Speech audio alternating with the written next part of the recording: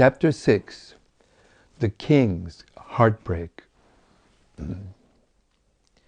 Dasharatha, having seen that all the arrangements for the installation were underway, made his way toward Kaikeyi's rooms for his evening rendezvous.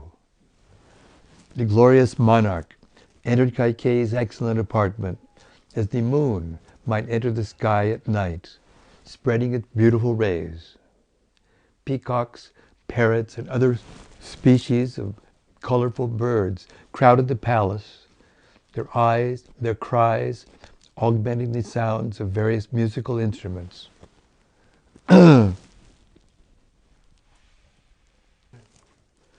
Peacocks, parrots, and other species of colorful birds crowded the palace, their cries augmenting the sounds of various musical instruments.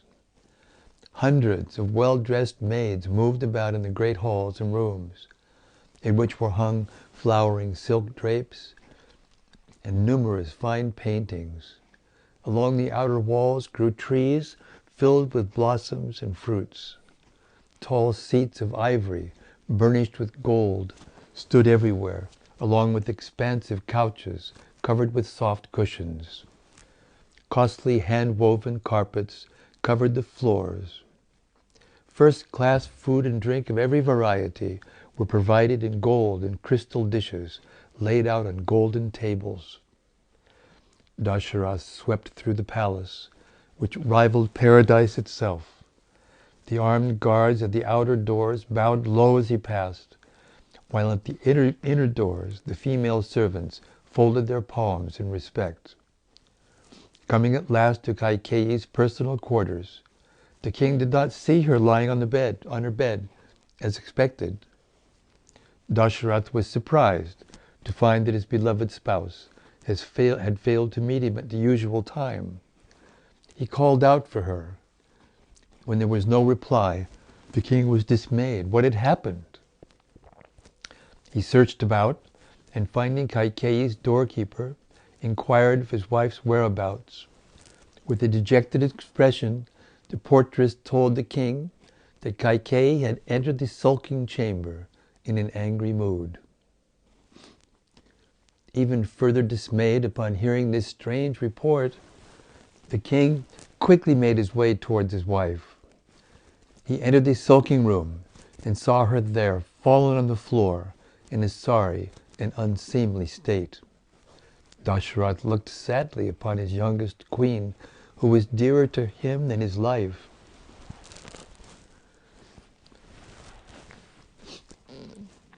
Dasharatha looked sadly upon his youngest queen, who was dearer to him than his life, but who now held in her heart a wicked and sinful desire. Lying on the ground, she looked like a rose creeper violently torn from its tree, or like an apsara dropped from heaven, or a doe caught in a hunter's snare. Dasharatha looked upon her as the lord of elephants might look upon his mate lying pierced by a poisoned arrow. Fondly stroking her tear-streaked face, the agitated emperor spoke to her softly. Your anger is surely not meant for me, who only wishes for you the unending happiness. Tell me, O gentle lady, by whom you have been insulted or rebuked, so that you now lie here rolling in the dust. Who deserves punishment today at my hands? Or do you wish me to release someone who deserves to be punished? By whom have you been offended, or whom would you seek to oblige? Kaikeyi said nothing, and did not even look at the king. Dasharatha felt tormented as he sought at length to appease her. If you are ailing, then I shall call here the royal physicians who will quickly heal your pain. Speak out whatever is amiss and allow me to make amends. I can by no means tolerate your distress, and will quickly perform any work which pleases you. This earth with all its wealth belongs to me. What shall I bestow upon you today? What can you gain by torturing yourself in this way, my beloved queen?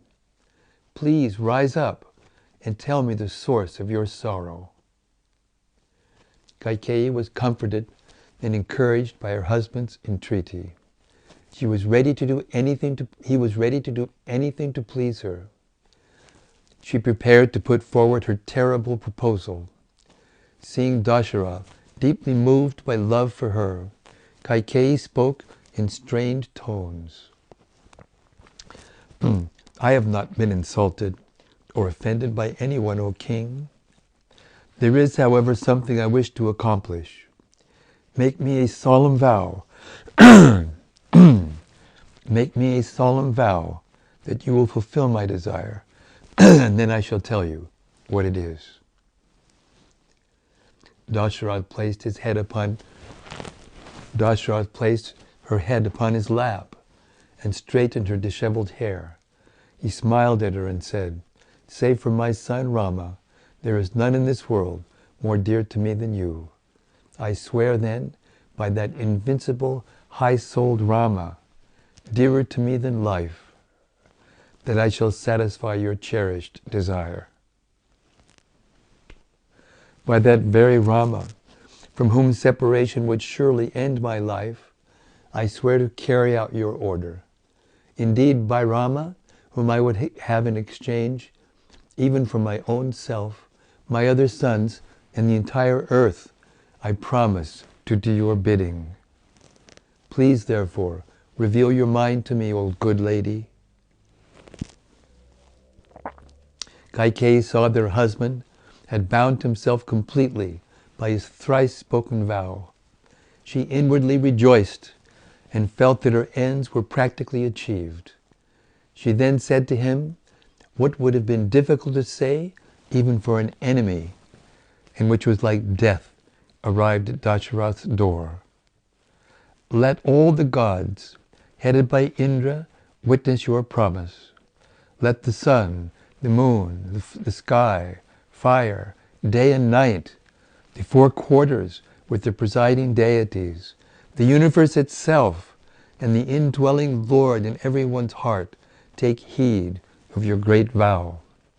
The highly glorious Emperor, who is always true to his word and who knows what is right, has given me his promise."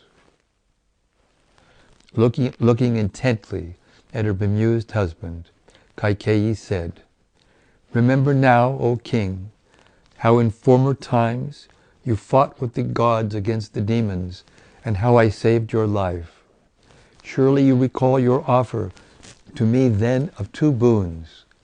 Having kept these with you in all this time, I now wish to take them. Grant me those boons, O Lord, or see me give up my life this very day."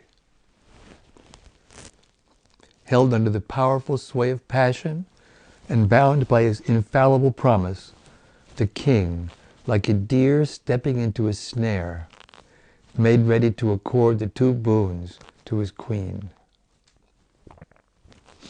Kaikeyi continued, "For my first boon, let my son Bharat be installed as the Prince Regent in Rama's place. For the second, let Rama be exiled to the forest and remain there for 14 years. Be true to your promise, O King of Kings, and cover both yourself and your race with everlasting glory."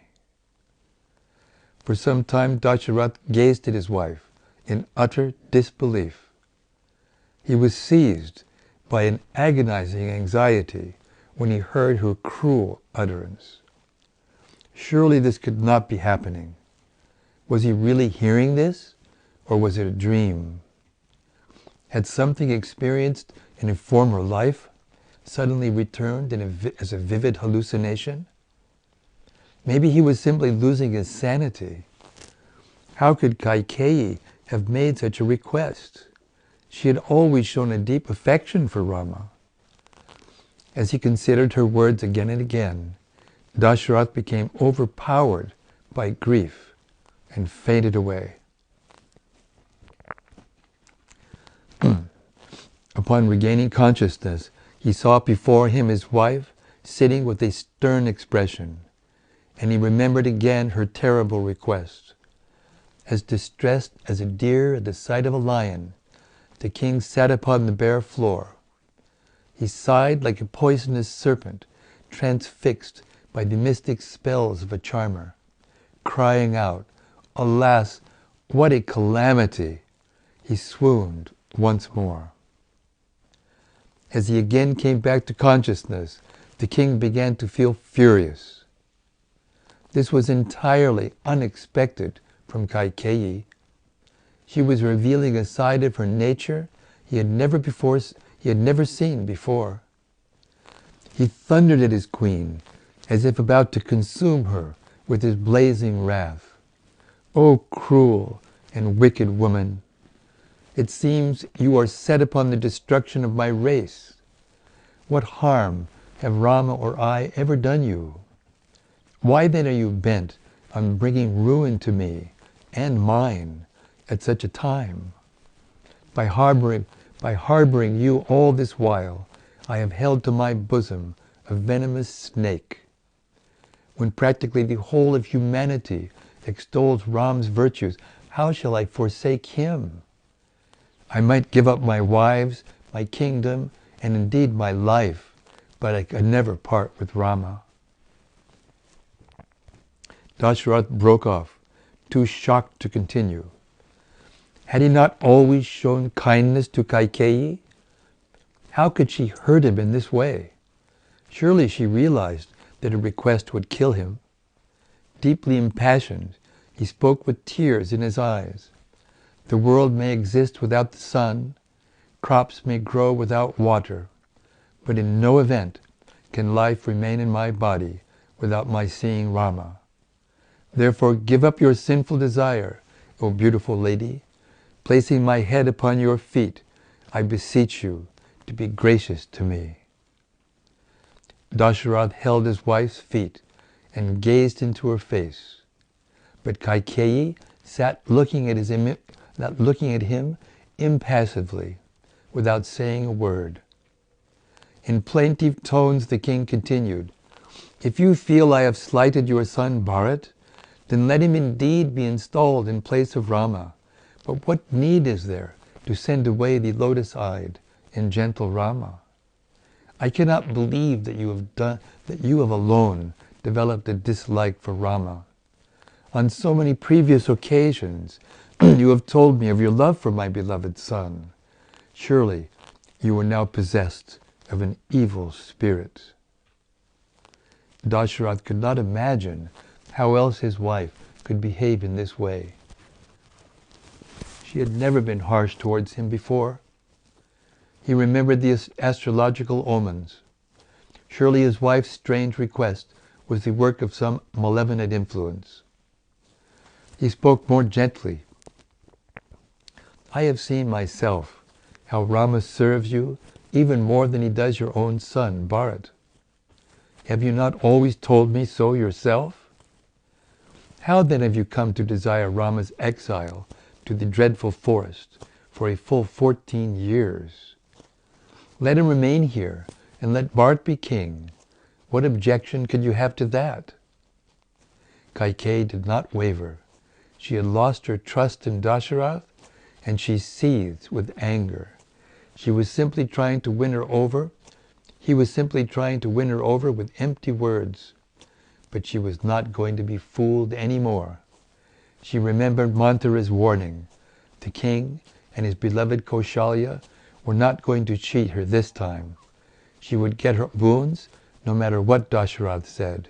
She sat in silence.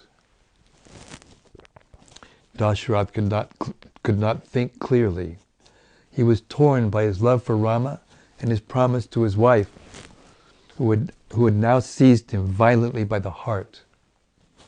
Realizing that he could never order his son to enter the forest, Dasharath feared he would bring infamy to his royal line. No king in his line had ever been known to break his word at any time. Dasharath implored his wife, "What will you gain by banishing Rama? He will always render you every service and remain entirely devoted to your welfare. I have never received a single complaint against Rama even from his subordinates, let alone elders like you. Truthfulness, charity, asceticism, self-control, kindness, non-duplicity, learning and service to his elders, all these are ever present in Rama. How could you wish him harm? How could you wish harm to that guileless prince? Dasharatha could see that Kaikeyi was unmoved. It was obvious her feelings towards Rama had changed. The king decided to try a different approach, and he invoked his own love for her. O Kaikeyi, you should show mercy to me in this, my great misery, an old and worn man. I am fast approaching the end of my days. I have now been subjected to an unbearable grief in the shape of your harsh words. What do you wish to possess? I can offer you anything that may be had in all of this world. Only ask for your desire and consider it done. Joining my palms, I fall at your feet. Do not banish Rama. Accept my piteous plea and save my life. Kaikeyi looked coldly upon her husband. He had fallen, weeping to the floor, and was tossing about, gripped by an overwhelming agony. He prayed again and again for deliverance, but Kaikeyi felt no pity. With her heart hardened by mantra, and her intelligence confused by the gods, she was fixed in her evil determination. Looking contemptuously at Dasharatha, she spoke fiercely. After granting boons and failing to fulfill them, how will you again proclaim your piety in the world, O noble king? When in an assembly of sages you are asked about your promise, how will you reply? Will you admit that you proved untruthful to your own dear wife, to whom you owe your very life? Having once granted boons, and having again sworn 3 times to fulfill those boons, will you now falsify your word? Kaikeyi was standing, her face flushed with anger. She felt cheated by her husband. He had promised her anything. Now he was trying to back out. This simply confirmed her doubts about his sincerity. He had no intention of giving her what she wanted. Her voice became cold. What honor will you bring to your line by this action, O King of Kings? Do you not recall the many occasions when your forebears were prepared to sacrifice everything, including their own lives, in order to protect the honor of your race? O foolish king, it seems that at the expense of anything, you wish to install Rama as your successor and enjoy life with Kaushalya eternally. Kaikeyi was furious. The king was prepared to sacrifice anything for the sake of Kaushalya's son, but he cared so little for Kaikeyi that he would deny her rights, even if it meant bringing infamy upon himself. She went on, her voice rising to a shout. Whether your promise was righteous or otherwise, and whether you made it sincerely or not, it cannot now be withdrawn. If Rama is installed as Prince Regent, I shall swallow poison and give up my life before your eyes. I would prefer death to seeing Kaushalya become the mother of the king.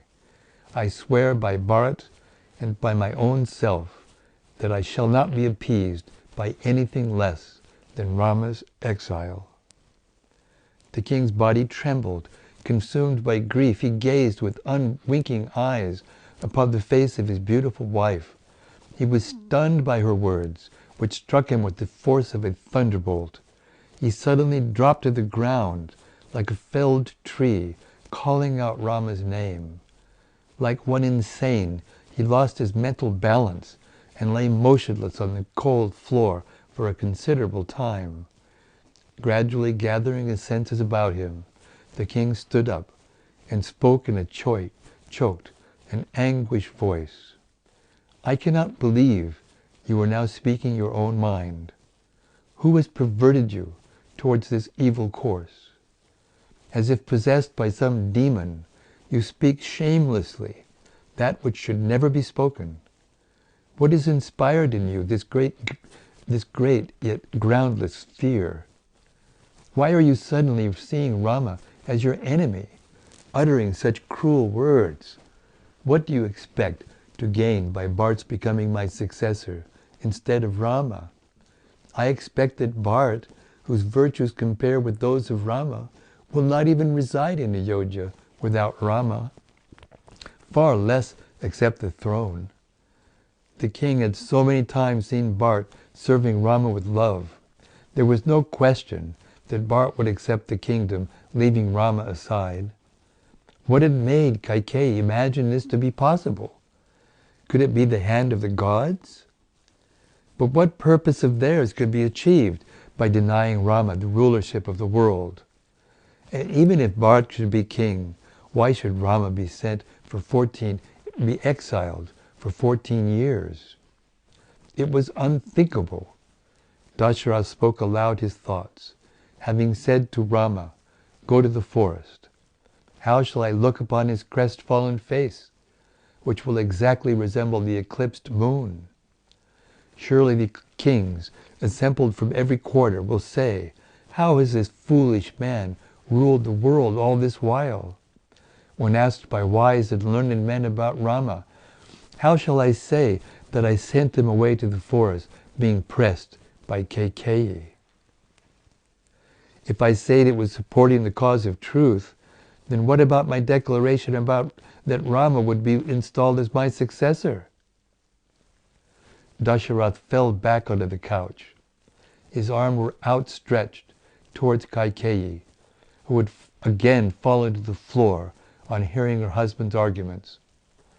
The king wailed in agony, "What reply can I make to Kaushalya when she asks why I rendered her such an unkind act?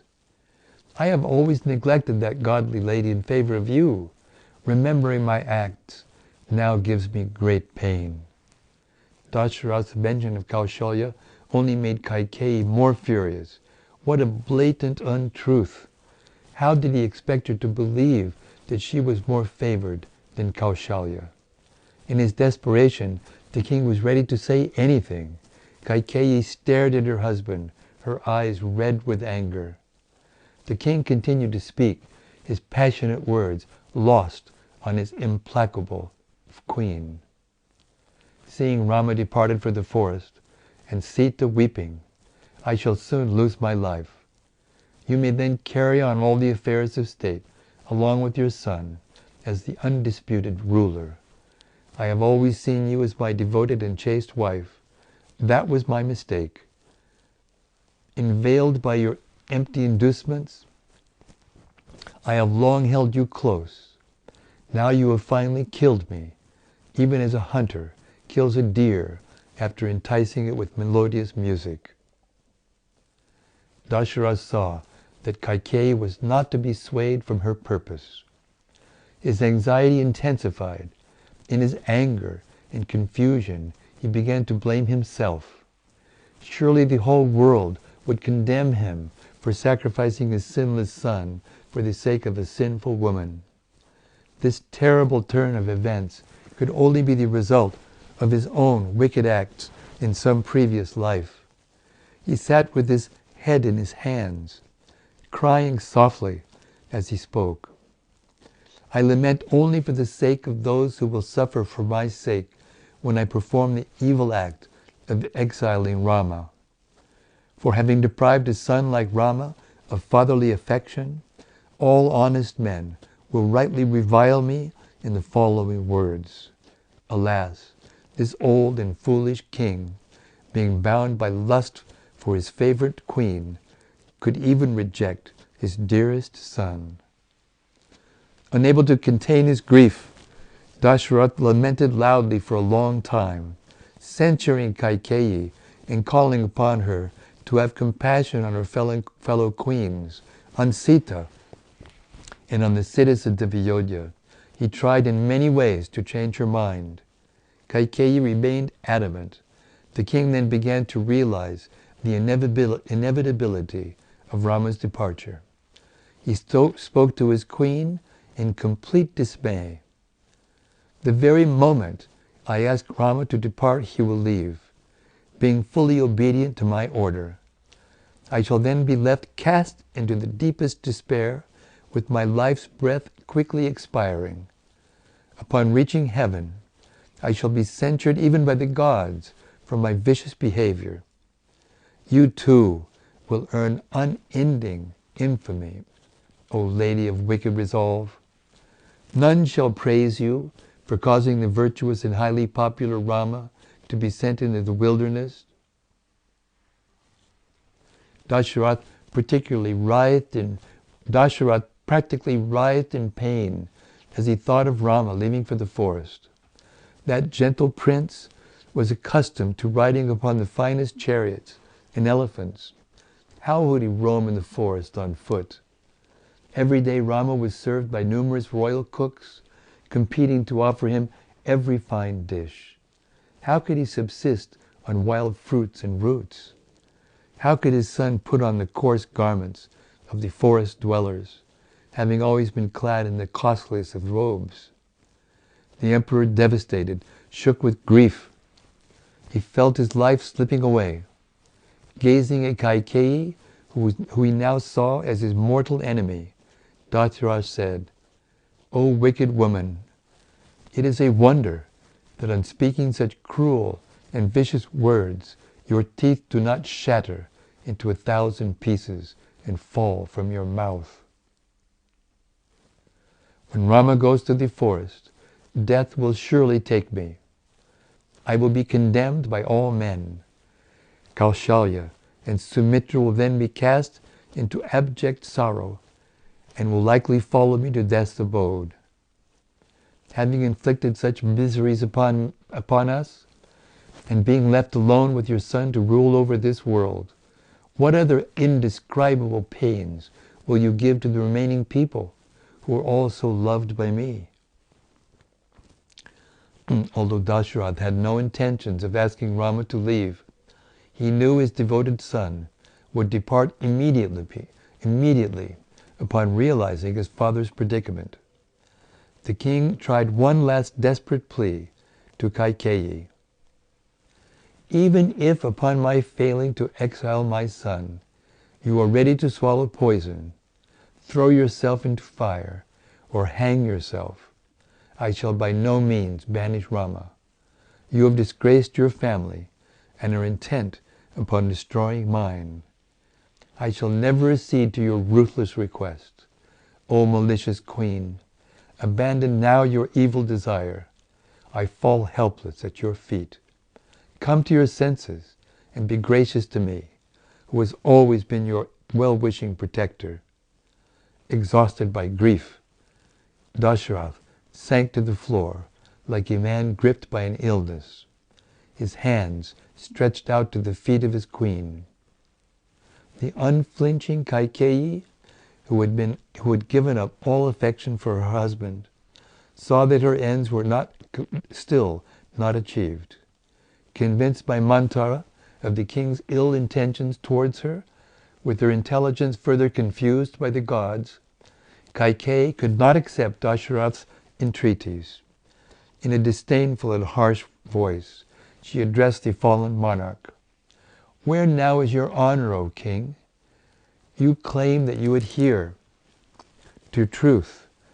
Your claim that you adhere to truth is simply an empty boast. Are you to withdraw the boons previously promised to me and further sworn on this very spot? Fulfill my boons as you vowed and protect your far-reaching fame." Dasharatha, unconscious, could not reply. After some time, he revived and looked upon his queen's face. From her cold expression, it was obvious that she was not in the least assuaged. The grief-stricken monarch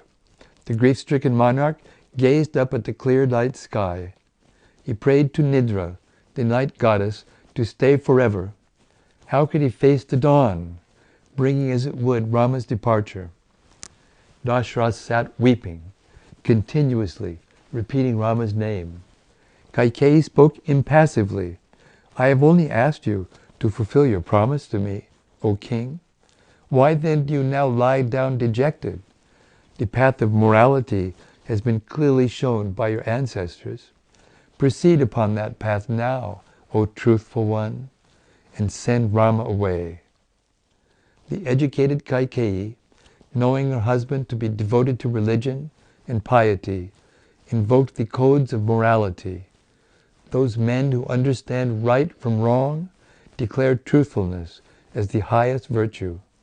I simply urge you to act upon truthfulness alone, O truth, O king, and do your duty. Truth is the support of all the worlds. The eternal Vedas represent truth. Virtue itself is rooted in truth, and truth sustains all beings. By following truth, one attains the supreme. Therefore, set your mind on truth, O king, and grant my prayer. Banish Rama to the forest. Kaikeyi stood up amid her strewn garments. Her eyes flashed as she made her final demand to the king. 3 times you promised, and therefore 3 times I ask you, fulfill my wish to see my son installed on the throne and send Rama away to the woods. This alone will satisfy me and save me from giving up my life after seeing you abandon your honor. As the unscrupulous Kaikeyi maintained her pressure on him, Dasharath could see no means to escape from his avowed word. With great difficulty, he controlled himself, drawing upon his reserves of fortitude. His heart burned with unbearable anguish as he looked through tear-dimmed eyes at Kaikeyi. How could he any longer consider her his wife? She was fit to be rejected. Her name should never again be associated with his. No one should call her the queen of Dasharath. The king spoke fiercely. O perverted woman, here and now do I disown your hand, which I formerly clasped in the presence of the sacred fire, and with the utterances of holy mantras. Now the night is past, and soon the people will joyfully urge me to install Rama. However, at your insistence, I shall this day surely breathe my last. Rama should be made to offer the last rites to my departed soul. O woman of evil conduct, you should make no offerings to me, for I fully reject you today. Kaikeyi fumed. What use were these empty words? Her husband had already rejected her when he favored Kaushalya. She addressed the king in piercing words. Why do you say such scathing and hurtful things, O monarch? I merely ask that you give me what you had already promised. Summon now your son Rama, and give up this needless agonizing. Do your duty, and stand fast to virtue. Like a first-class horse lashed with a whip, Dasharath controlled his mind, and righteously responded to Kaikeyi's words. Bound with strong cords of morality, I am helpless. My judgment fails me, and in this evil hour I seek the refuge of Rama. Bring my gentle son before me. The king fainted away, exhausted with grief and his futile efforts to change his wife's mind.